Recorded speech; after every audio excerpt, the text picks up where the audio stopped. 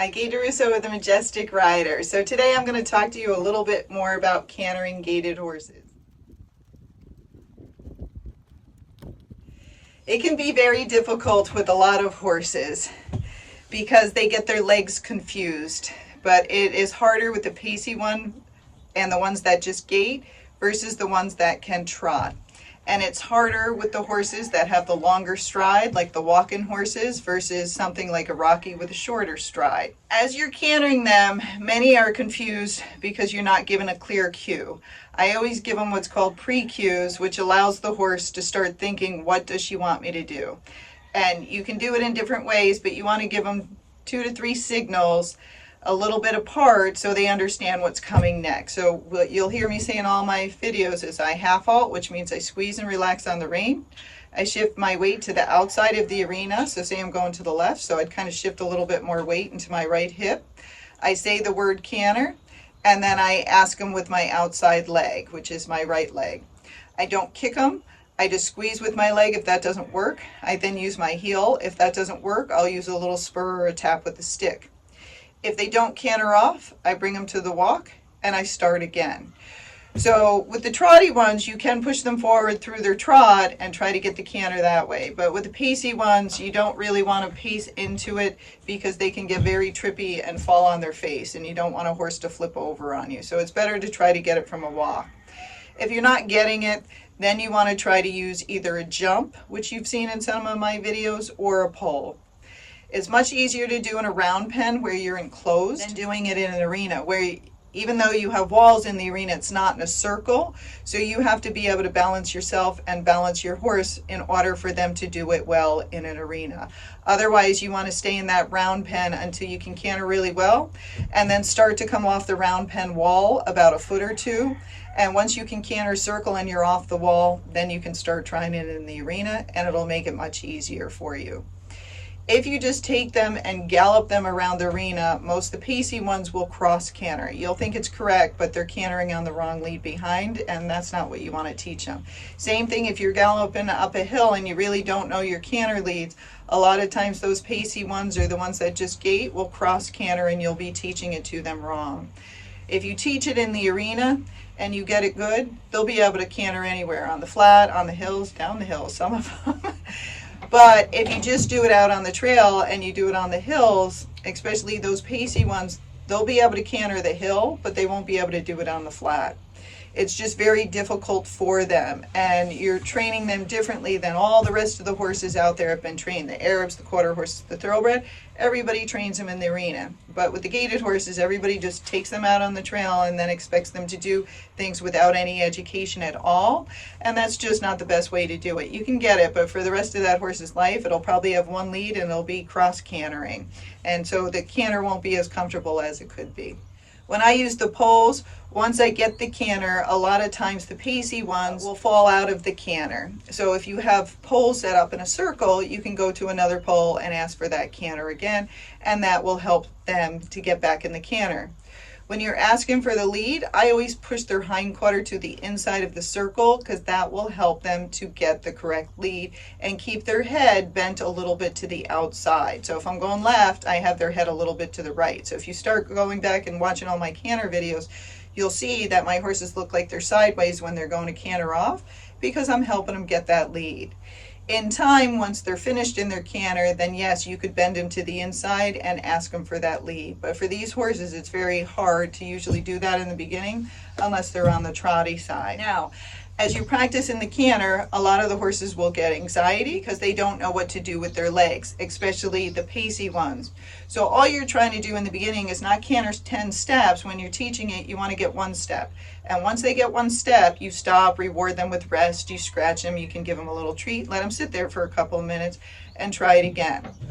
If it took you like 10 minutes to get that 1 step, well, on that day, that's the day that you quit right after that 1 step. Don't go and try and do any more because it might take you 20 minutes. Okay? So once they get that step, otherwise, if you got it, then you walk them around a little bit, ask them again, and try to get 2 steps, and then walk them around after they rest, try it again, and ask them for 3 steps. So you're adding more and more.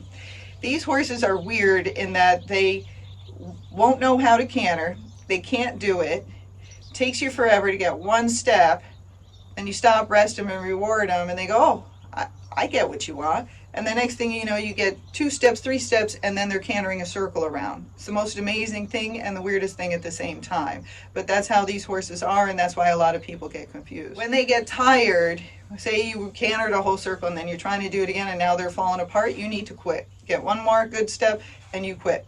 Because when these horses get tired, they start doing all different gaits, and a lot of them will fall on the pace, and then they're pacing and they're tired. The next thing they do is trip and fall on their face. So you don't want that to happen. So once you feel they're getting tired, and that means they can't canter very well anymore, that's when you quit. It takes a while to have these horses build up their balance and build up their strength in order to hold the canter. And a lot of people selling them don't teach them how to canter unless they trot it, and then they just run them up a couple hills and they say, yeah, the horse canters. But the horse really doesn't understand the canter, what to do or what to do with its leg. If you want that rocking horse canter, you want a nice relaxed canter. Now some of these horses will naturally canter just like that. It's beautiful. They just come up and it's just natural for them. Those horses, you will see them do it when they're loose, and you'll see them do it with when they're in the round pen loose. So that's how you know that horse is going to be really simple to canter. The ones that are running around, crossing their legs, they're all lanky and they're tripping and falling as they're running around and galloping around the arena and they can't pick up their lead. Those are the horses that are going to be difficult to canter. So you can see it ahead of time if you watch that horse go loose. And that's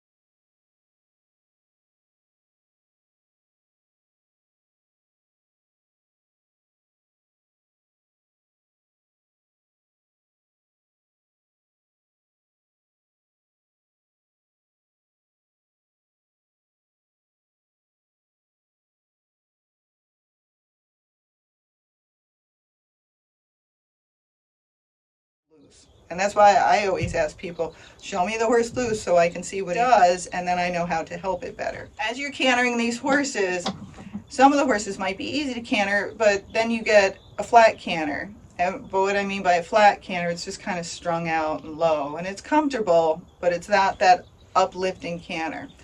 So if that's what you want from the horse, you want that uplifting canter, what I sometimes call a leaping canter, you'll see me use a lot of poles. So I put poles out and I'll spread them about 3 to 4 of my steps depending on the horse, and that means I take a big step. So I know you can't see my legs, so I'm going like that with my legs.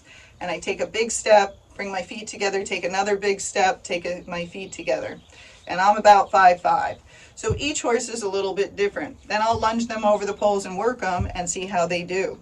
If those horses are really trying to leap over the pole, like stretching out and not coming up, that means your poles are too far apart. If when they're cantering over the poles they keep stepping or they that means your poles are too close together. And all you do is either roll your pole farther out, roll it around once, farther out, try it again. If they were too far apart, then you roll it in once, try it again. And then you just keep adjusting it, and in time you'll figure out, oh, my horse is only 2.5 steps for his stride, or my horse is 3.5 steps for his stride, and then you can set the poles up after that. But those poles will teach the horse, they'll be rocking back and forth because they have to come back up over the pole. Now you can do it with jumps as well, but a lot of gaited people don't know how to jump. You can set up gymnastic jumps and that'll help the horse as well. And it'll make his hindquarters much stronger. But remember, anytime they give you something good, stop, rest them, scratch them, and let them know that's what you're looking for. Because most of the problems with these horses is they can do so many things. They don't know what you want. They do something which is a guess, and it's the right answer, and then you try it again and they didn't know it was the right answer because you gave them no reward, and so they do something else instead. They go, well, that didn't work, she's not quitting, and let me see if I can do something else that'll make her want to be done with me. And they do something else and you're like, what is wrong with him? He just did it, now he can't do it. It's because he guessed and didn't understand. And that's how horses learn. In the beginning it's a guess, and then they guess it a couple of times right and they go, well, maybe that is the answer. And every time you reward them and go, that's such a good boy, you did it, you did it, they start to understand that's the right answer. And then over time, they'll be able to do it all the time. So that'll help you to get more of that rocking horse canter. And in time, you can take poles out. You know, once they get good and you're like, he's doing it really well, he's holding his lead, he's rocking over those poles, then pull one pole out in between the other two poles. But in between those two poles now, instead of the pole being there to help you, you have to half halt. So as I'm riding these horses, if I want that collected canter, or rocking horse canter, leaping canter, and they don't naturally do it, I have to help them to get it. So how do I do that? So every time my seat hits the saddle, because when you're cantering, it kind of rocks back and forth. So as my seat hits the saddle, this is what I do. I squeeze on the rein, I push a little bit with my seat, and I squeeze with both legs. So when I ask for the canter, I just ask with one leg, my outside leg. But when I'm cantering, I then go to two legs so they know to keep going. And then when I'm trying to lift them up and lighten them, or they're falling apart in the circle or the corners, I squeeze, and this is what I'm doing. I'm squeezing with my hands, but I press with my seat, kind of tucking your butt under, and then I squeeze a little bit with both my calves. That will help to push that horse's hind quarter underneath them and to lighten that front end. Each horse takes a different amount of hand, and each horse takes a different amount of leg. That's up to you to figure out how much. So if you're half halting and the horse keeps stopping or falling out of its gait, you're using too much hand, not enough leg. If that horse is getting too fast, it's too much leg, not enough hand. Right. So now let's talk about the horses that anticipate their canter. Why did they anticipate? Because they're trying to do the right thing. So it's not a bad thing. You don't want to punish your horse for anticipating. They're anticipating because they go, oh, every time she gets to that pole, I'm going to canter. So in front of it, they start jumping up and down and doing things like that. Or if you do it at a hill, they start jumping up and down at the bottom because they're like, they want me to canter, they want me to canter, I got to do it, I got to do it. It's a nice thing. They're trying to do the right thing. At least they're not fighting with you. But how do you get rid of it? First, I use it to my advantage because the horse doesn't know how to canter in the beginning. So I let them do that. And I tell them they're right. And I do it until I'm sure they really understand what the canter, departure is, how to do that canter departure. Then what I do is I canter and I'll walk or gait for a while. Then I'll come back and canter again. Then I'll walk and gait for a while. And you just start switching it up. Or you canter and then you walk around on a loose rein. Canter, walk around on a loose rein. What that teaches the horse is I'm going to canter some of the time. Other times we just go around and relax and we do something else. And then they start going, oh, okay. But that's why it's important you have those signals. So when you give those pre-cues, that horse understands, now I'm supposed to canter. And then when you relax and settle him down, he goes, now I'm supposed to walk.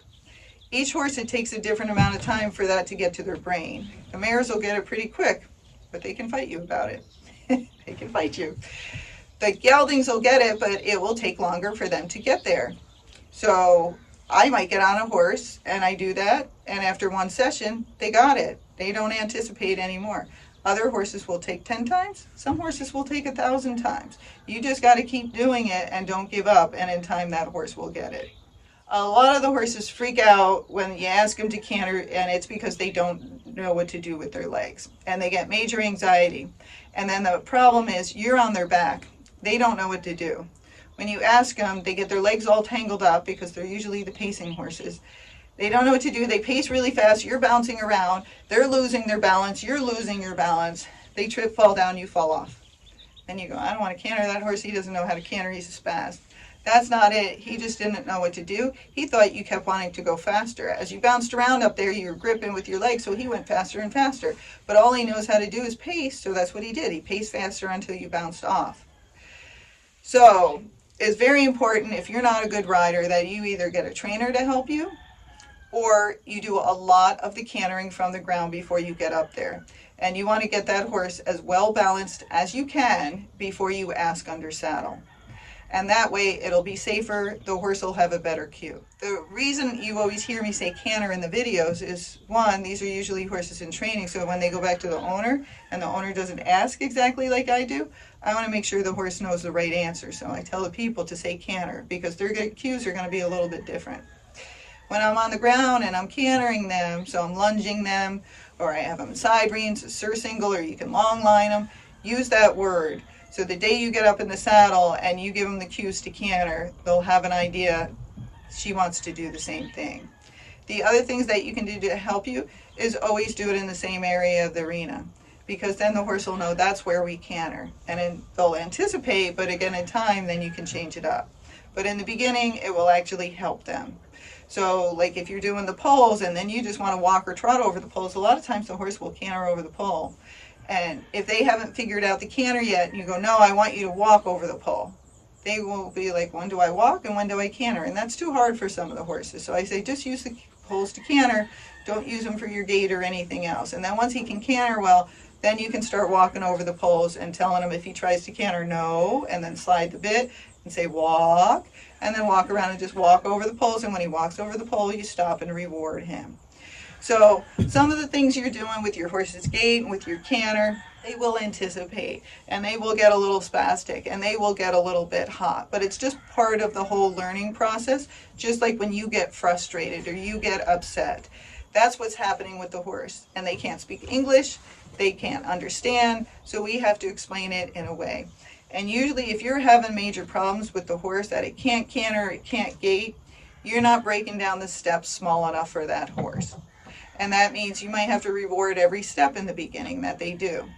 And you might have to quit after they do it one step. And then they start to understand. But you have to figure out, how can I help this horse figure it out? And that's with anything with training. Trailer loading, side passing, all of it. You have to break it down to little steps. Reward the smallest try. That's why you hear that saying so much.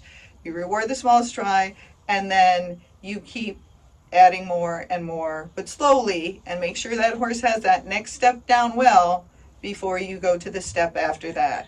Because humans are famous for immediate reward, and we want things to happen right now. And it's bad because of all the buttons and computers we have. We think, oh, just push a button, that's what you get. You push a button on the horse and that's what you get. If that's what you're going to do, then you need to buy a horse that already knows how to canter, has the cues, can canter in the arena and anywhere you want. Then you still have to learn the cues, because if you don't do the cue right, the horse won't know you want to canter. How would he? You're giving random cues. You're kicking him, yanking on his mouth. He's like, that's not how they asked me to canter, so I'm not cantering. So you still have to learn the cues. But otherwise, know what you bought. If you bought a trotty horse, you're going to get that canter. It's not going to be that hard. And don't tell your friend with the pacey horse it's really easy to get the canter, because it's not for them. But you'll get the canter, but your gaits might be harder to get, and they might not be as smooth as pacey ones. The pacey ones, you're going to get the canter. It's going to take you a lot longer, and you have to be motivated.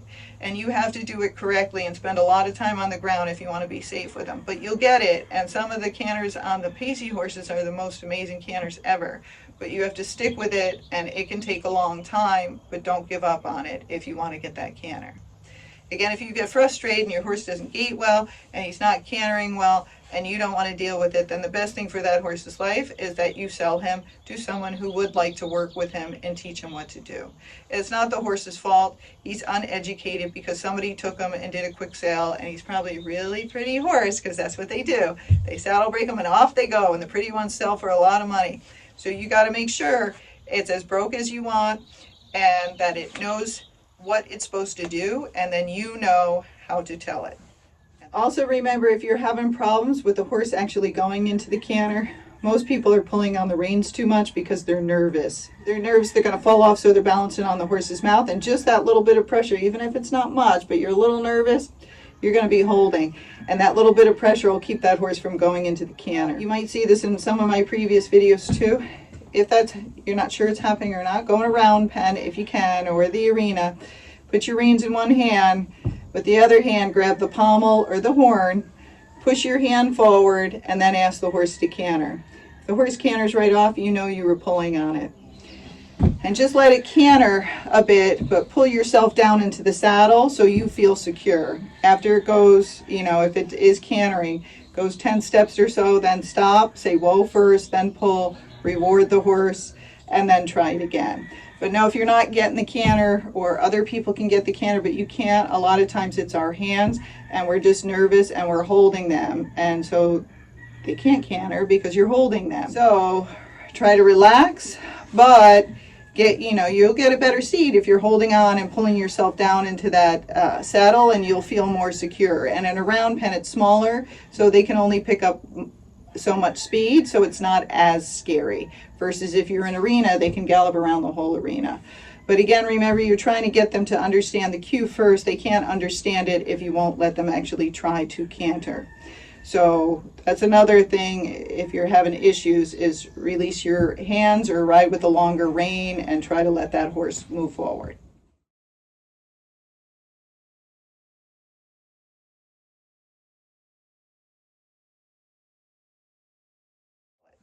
And that's my summary on cantering gaited horses. Good luck out there.